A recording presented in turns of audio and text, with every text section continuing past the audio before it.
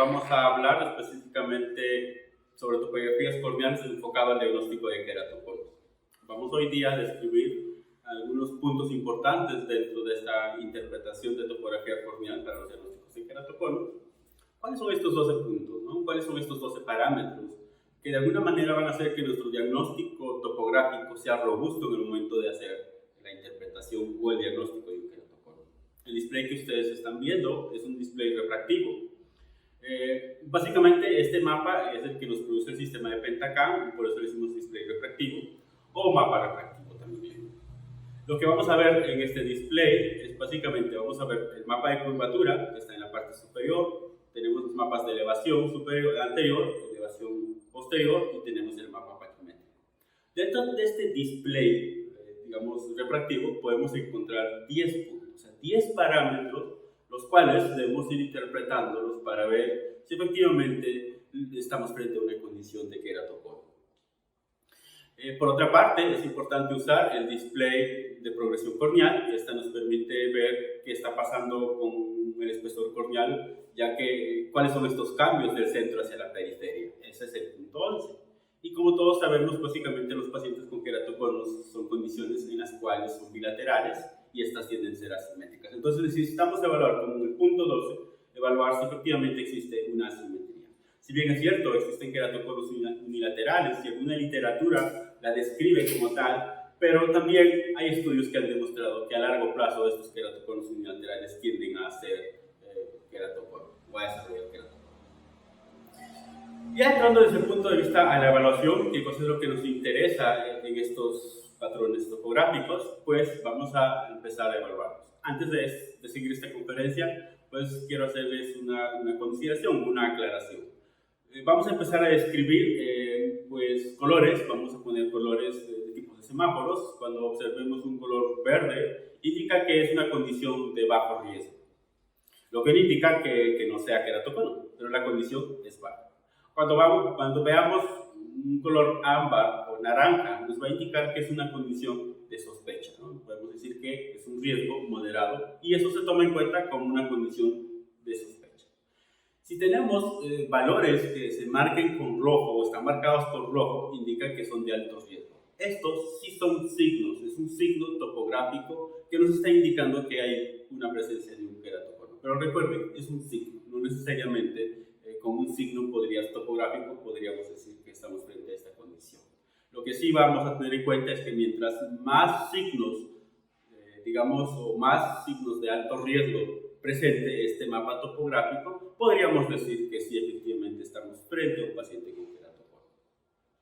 Bien, uno de los primeros parámetros a evaluar es la calidad de toma. Esta calidad de toma es importante, ya que en el Pentacam el equipo tiene dos cámaras, una cámara central que nos permite fijar, ¿no? Tener la fijación, y una cámara periférica que va girando en 360 grados, que es la que se encarga de hacer las tomas. Podría pasar que en el momento que esta cámara está girando, el paciente podría moverse. Por consiguiente, la toma puede quedar inhabilitada y los valores que vamos a empezar a interpretar podrían ser erróneos. En ese sentido, al costado de este QS, la siguiente imagen que está adyacente, ustedes observan que existe, al costado del QS existe un símbolo de advertencia. Es importante, cuando uno ve este símbolo, revisar, ¿no? Normalmente los que trabajan con el equipo tienen que revisar si esta toma fue correcta. Y cuando uno le da un clic sobre este símbolo, nos va a aparecer digamos que este display, en el cual podemos observar todos los parámetros que se han tomado para tener una buena toma del equipo. ¿De acuerdo? Si observan también al costado de estos valores, existen los valores normales. Todo lo que está, digamos que muy cercano al valor normal se marca con amarillo y todo lo que está muy lejano al valor se marca con rojo. Los valores rojos indican que hay que volver a hacer esa toma. En ese sentido, es importante que nosotros confiemos en los operadores, en las personas que de repente, no todos de repente tenemos la posibilidad de tener el equipo en mano en el momento. Entonces es importante confiar en el operador, en la persona que está haciendo la toma, que de alguna manera sea de nuestra extrema confianza y sepa que la toma ha sido de una forma correcta. ¿Por qué? Porque podría suceder que con queratoconos significativos, o sea, de grado 4, opacidades corneales, astigmatismos muy irregulares podrían hacer que uno de estos parámetros estén alterados. En ese sentido, revisen siempre los parámetros de alineamiento, que son los que básicamente nos interesan. Entonces, miren siempre el coeficiente, o sea, la calidad de toma, lo cual es importante para interpretar todo lo que vamos a ir en adelante. Por otra parte, el segundo punto a tomar en cuenta es la queratometría frontal. Todos sabemos que la queratometría frontal es el ápice de córnea, podemos decir que es la zona más curva de córnea, y esto está desplazado en los pacientes con queratoconio. En ese sentido, una queratometría, una K frontal menor de 47-20, me indica que es una condición de bajo riesgo. Si estamos entre 47-20 y 50, indica que es una condición de riesgo moderado, y si esta está por encima de 50, sí es un signo de alto riesgo, que me podría estar diciendo que estamos frente a una condición de queratoconio. En la mayoría de casos, sí estamos frente a un paciente con queratoconio.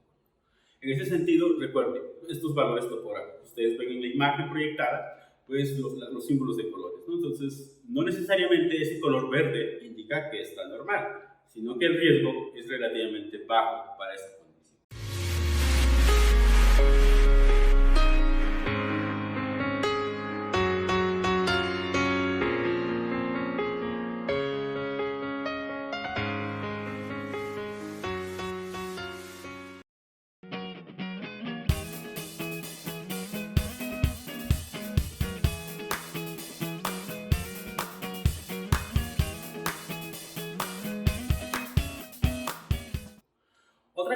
Otro valor que debemos tener en cuenta es la paquimetría. En ese sentido, necesitamos buscar cuál es la zona más delgada de la córnea con respecto a esta condición al queratoconio. Lo que sabemos y lo que hemos aprendido en los últimos años, por lo menos que a mí me enseñaron ya hace un buen tiempo, era básicamente donde la córnea es más curva, es más delgada, porque se supone que esta zona es la que más se protruye y por consiguiente es la zona que más se adelgaza. Pero hoy en día sabemos que eso no es así. Hoy en día sabemos que no necesariamente donde la córnea es más curva, esa va a ser la zona más delgada. Pues la zona más delgada puede estar en una zona distinta. Si ustedes observan, ven la flecha roja, que es la zona donde está más delgada, y ven la flecha verde, están distintas. Lo que indica que el desplazamiento del espesor de córnea va a ser muy distinto con respecto al espesor y a la zona más curva. Es importante revisar cuánto es este espesor. Este espesor o un espesor corneal mayor de 470 micras podría ser una condición de bajo riesgo. Si esta está por debajo de 470, sí es un signo alto de queratoconio o es un riesgo alto de queratoconio. Lo más probable es que está frente a una condición de queratoconio. ¿De acuerdo? Estos valores que les estoy dando son valores específicamente que debemos ir tomándolos para el sistema de Pentacan. Cada equipo tiene unos valores estandarizados en función al software que ellos manejan. Pero en este caso, este es el valor que tenemos para el equipo. Por otra parte, como les comentaba, necesitamos establecer cuánto está desplazado la zona más delgada de córnea con respecto a la zona central de córnea. Y lo que estamos viendo es que si este desplazamiento está por debajo de 0.5 milímetros, podríamos decir que es una condición de bajo riesgo. Si esto está entre 0.5 a 1 milímetro, es una condición de riesgo moderado, y si este valor está por encima de 1 milímetro, sí es una condición de alto riesgo. ¿De acuerdo? Entonces, ya estamos en el cuarto punto. Este cuarto punto tiene que ver con el desplazamiento. ¿Qué tanto está desplazado ese ápice del queratoconio hacia la parte inferior? Recuerden que no necesariamente se puede desplazar hacia abajo, también podría desplazarse hacia arriba. Hoy en día se reporta que existen queratoconios superiores. En el punto 5 es básicamente considerar el astigmatismo. Si ustedes observan en la diapositiva, se ve verde, porque en realidad diagnosticar un queratoconio en función al astigmatismo no es una condición significativa para el diagnóstico del queratoconio.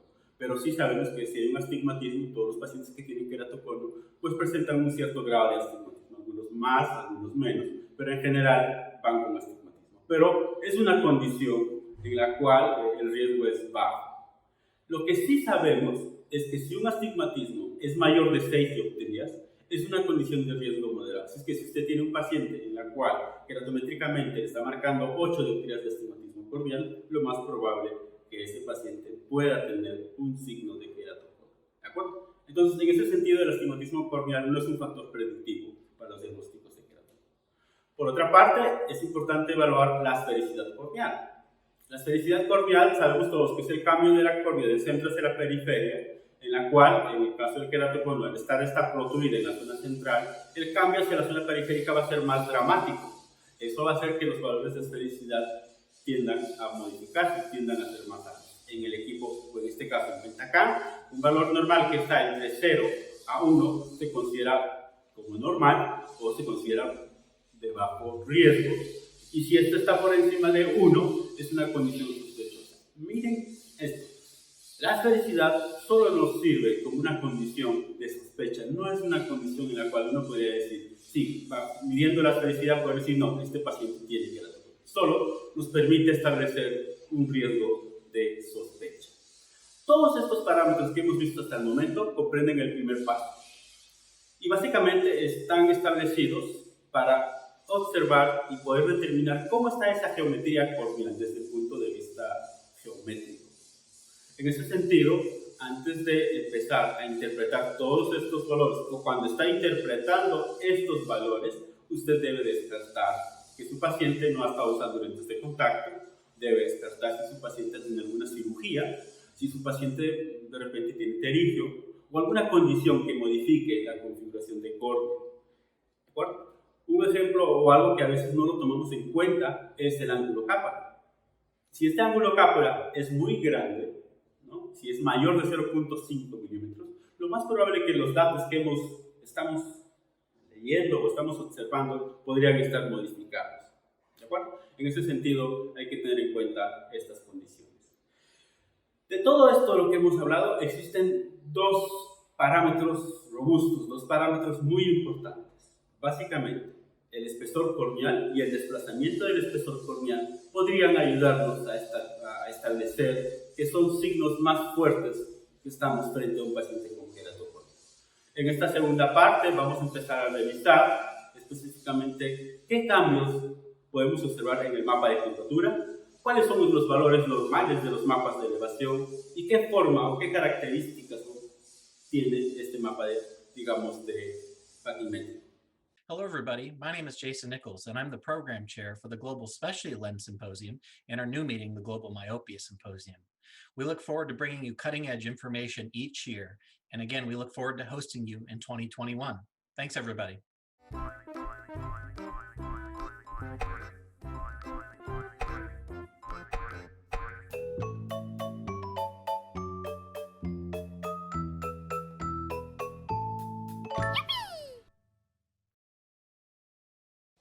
Bien, entrando ya al mapa de curvatura, pues necesariamente es importante usar el mapa sagital. ¿Por qué el sagital? ¿Por qué no el tangencial? Normalmente, los que sabemos que dentro de la adaptación de los lentes de contacto, sabemos que tenemos que usar el mapa tangencial, porque el mapa tangencial nos da una forma real de la córnea. En este sentido, lo que tenemos que hacer es evaluar cuál es el poder de la córnea. Y todos sabemos que el mapa sagital es conocido también como mapa de poder. Por eso, para la interpretación de esta condición, es importante establecer que el mapa sea sagital. ¿Qué es lo que tenemos que ver? Tenemos que ver tres cosas. Tenemos que ver primero cuál es la forma. Ustedes ven en esta diapositiva, ven en colores. Lo que está con verde es una condición de bajo riesgo, la que está con naranja es una condición de riesgo moderado y las que están con rojo son patrones de un riesgo alto. Sabemos que los patrones redondo, oval, pajaritas simétricas son condiciones de bajo riesgo, siempre y cuando las queratometrías estén por debajo de 47-20. Si estas están por encima de 50, pasan a ser una condición de alto riesgo. ¿Cuáles son los sospechosos, ¿no? En este caso, los que ustedes ven con ámbar o naranja, las pajaritas asimétricas, ya sean superiores o inferiores. Estas condiciones se caracterizan por ser condiciones de sospecha. Hay que hacer ese criterio de Rabinovich. Nos enseñaron que en el criterio de Rabinovich uno debe ver la diferencia entre la isla superior y la isla inferior, que es lo que ustedes pueden ver en la diapositiva. Y ese valor de normalidad debería estar por debajo de 1,50. Si este valor está por encima de 1,50, entonces es una condición sospechosa. También este valor va a ser distinto cuando estamos observando queratoconos superiores, porque en los queratoconos superiores el valor va a ser distinto. El valor de normalidad es hasta 2,50. Si pasamos este valor de 2,50, sí podríamos decir que es una condición sospechosa. Recuerden que los patrones de pajaritas asimétricas, sean superiores o inferiores, o el patrón oval superior o oval inferior, son condiciones en las cuales son patrones de sospechas. No necesariamente indican que son condiciones en las cuales hay presencia alta de queratoconos. Lo que sí tienen presencia de alto de queratoconos son las pajaritas con desviación, ya sea con desviación de eje. Este debe estar por debajo de 22 grados. Si esta es mayor de 22 grados, es un signo adicional que debemos ponerle a este patrón para poder establecer que hay un riesgo más alto de tener queratoconos. Y finalmente, los mapas de abajo, ¿no? Las tenazas, en cangrejo, en D, irregular, son clásicas de pacientes con ectasias corneales, específicamente algunas queratoconos. Hacer el hincapié que los patrones en tenaza, ¿no?, son clásicos también de pacientes con degeneración marginal pelúcida. Y muchos de estos casos se confunden con queratoconos periféricos, porque los queratoconos periféricos también pueden hacer este tipo de mapa topográfico. En ese sentido hay que ver qué está pasando o cuál es la forma de ese mapa de elevación posterior. Entonces, ¿cómo se resume este punto 7? Este punto 7 tiene 3 pasos. Primero, identifique la forma. Acá tenemos una pajarita asimétrica con desviación de eje, ya tenemos un riesgo alto. Luego, realice su criterio de reminómetro. En este caso, la isla inferior es mayor que la superior. El valor de normalidad es 1,50. En este caso nos está marcando 2,90, lo que indica que ya tenemos 2 riesgos. Y finalmente, realice, digamos que el patrón, cuánto es la desviación. Esto es trazando la isla superior, corte en 2 partes iguales, la isla inferior en 2 partes iguales y vea cuánto es la diferencia. Si este valor, recuerden que está por debajo de 22 grados, indica normalidad. Pero si está por encima de los 22 grados, entonces sí es una condición de alto riesgo. Note que en la interpretación de este caso, estos 3 valores o estos 3 parámetros nos están marcando, diciendo que hay una alta probabilidad de queratocono. Ya entrando a los mapas de elevaciones, que en realidad los diagnósticos hoy en día se basan mucho de repente en los mapas de elevación, porque establecemos que de repente es la forma correcta de interpretar las topografías. Note que existen valores, estos valores pueden ser distintos para miopes o hipermétropes. Digamos que usamos una esfera perfecta para poder evaluar qué está pasando con la córnea, ¿no? Si uno tiene una esfera perfecta, pone la forma de la córnea y ve qué puntos son más altos y qué puntos son más bajos. Y en función a eso determina la elevación. En realidad es la forma más correcta de análisis de una topografía corneal. Noten los valores, van a ser diferentes entre los pacientes miopes y los pacientes hipermétropes. Los pacientes miopes, lo correcto es que estos estén por debajo de 8 micras. En los pacientes hipermétropes deben estar por debajo de 7 micras en la cara anterior. Existe mucho debate sobre esta parte, porque algunos describen y dicen, ¿por qué usamos una esfera si la córnea es asférica? Deberíamos usar una superficie asférica. Ese es uno de los primeros debates. El otro debate existe y dice, pero si la córnea con queratocono tiende a ser astigmatismo, ¿por qué no tener una córnea tórica y comparar qué cosa está pasando? En ese sentido, algunos establecen que una mejor forma de un diagnóstico de un queratocono en un mapa de elevación es usando una superficie elíptica y a la vez que sea tórica, porque esta va mejor con la forma de un queratocono. En ese sentido, noten que el valor en este caso es de 12 micras. Si los valores del mapa de elevación anterior están por encima de estos valores del color verde, entonces tenemos una sospecha alta de queratocono. Recuerden que también hay que interpretar esos valores en el mapa de elevación posterior. Sabemos en los últimos años que en los pacientes con queratoconos el mapa de elevación posterior es el más importante porque digamos que los ectasias corneales pueden aparecer primero en la cara posterior y después de unos años aparecer en cara anterior. Entonces revisen siempre los mapas de elevación posterior, siempre teniendo en cuenta que si su paciente es miope o hipermétrope. ¿De acuerdo? Los equipos de hoy en día, el Pentacam, ya los que tenemos los software de hoy en día, nos permiten en el momento de hacer las tomas y empezar a hacer los análisis, nos permiten poner si son miopes supermétricos para poder recalcular la condición o el valor que estamos encontrando. Pero recuerden los valores, estos valores verdes que nos indican patrones de normalidad. Busque siempre en la zona más delgada cuánto es lo que está midiendo ese mapa de elevación. Un comprobado líder en la práctica de lentes especiales y ojo seco. Cuando la precisión importa.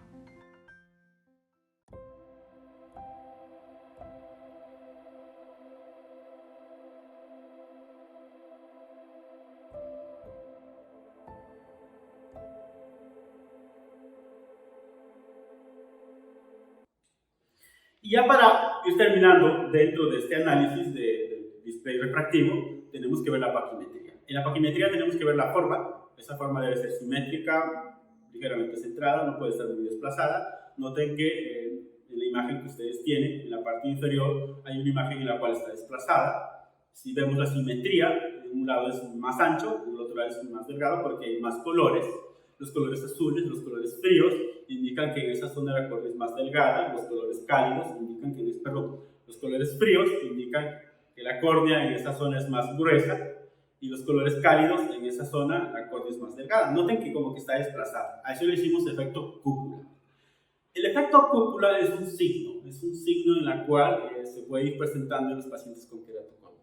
Pero lo que tendríamos que hacer es ver qué cosa está pasando entre la isla superior y la isla inferior. Entonces, vamos a ir más o menos a un radio de 5 milímetros de la superficie de córnea y vamos a medir cuánto es lo que mide en la zona superior y en la zona inferior. La diferencia entre esas dos islas debe ser menor a 30 micras. Si este valor es mayor de 30 micras, es una condición de alto riesgo en la cual usted debería empezar a sospechar de una condición de queratoconio. Bien, todos estos parámetros que hemos visto tienen un resumen.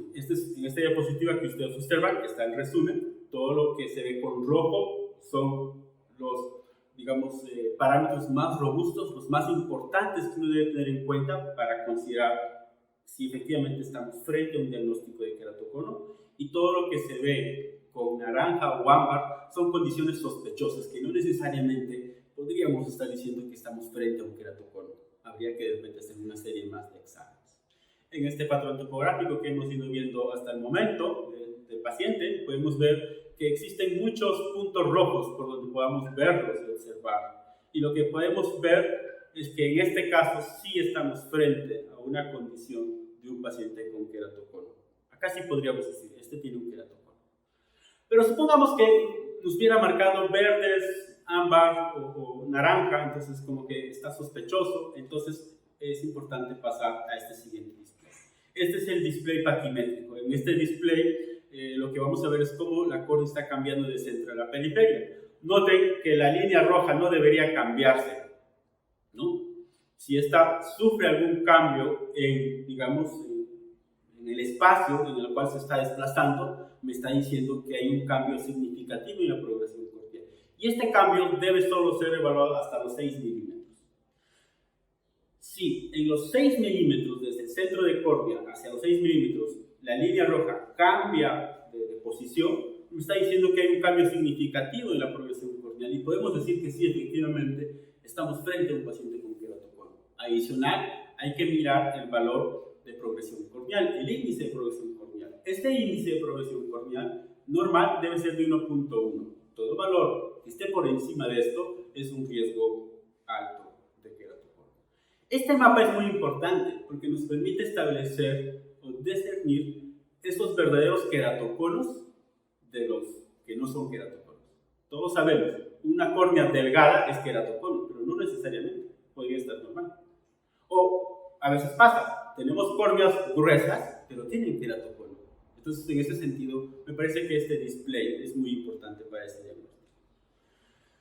Entonces, recuerden el índice de progresión, que es importante, debe estar por debajo de 1.1, todo valor mayor es una condición de sospecha de alto riesgo.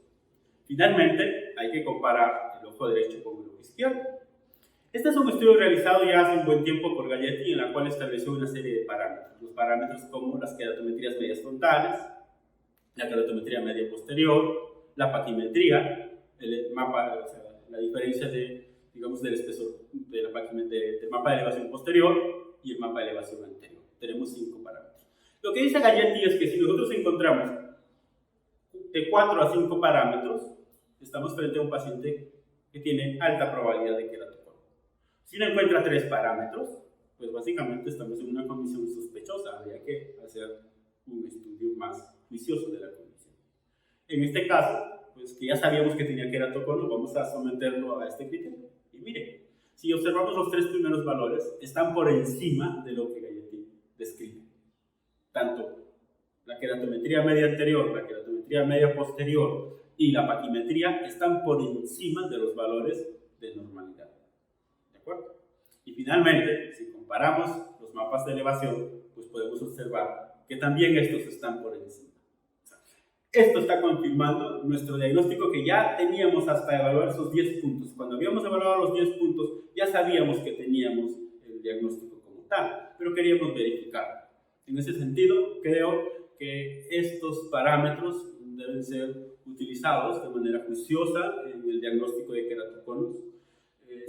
Si aún habiendo hecho estos parámetros tenemos sospecha, una opción sería inclinarse en los mapas aberrométricos.